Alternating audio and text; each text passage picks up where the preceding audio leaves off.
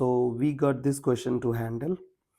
If g of x equals this, h of x equals to this, then f of g of x is equal to h of x. You have to find out h of x. Means technically you have to find out f of g of x. Okay,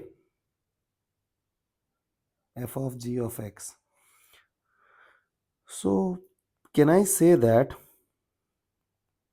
f of g of x is what?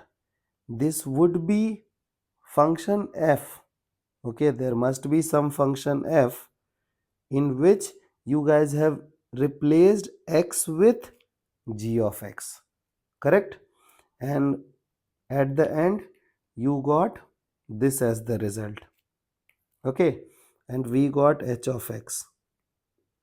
Now who is h of x? H of x is this 4x square plus 4x plus 10. So we got this as the result. So what we will do, we will write down this function in terms of g of x. Means we will be writing variable g of x. Okay, and then we will replace that g of x to make it, here must be, this must be f of x. Okay, we have to find f of x.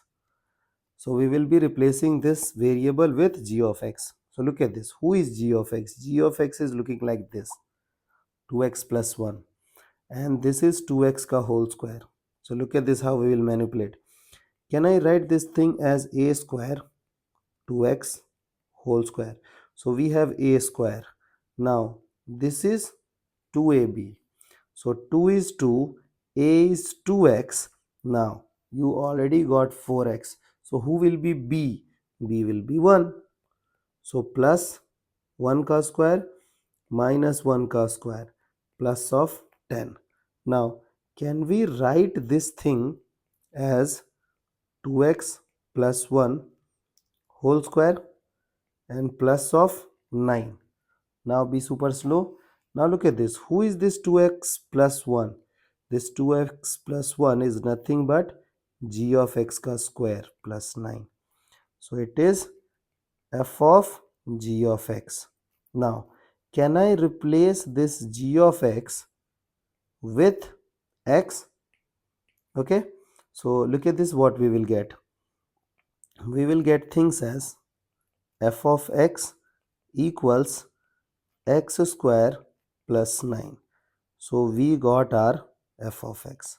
So this way you have to backtrace the function f.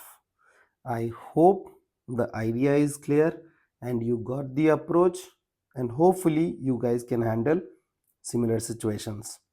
Okay.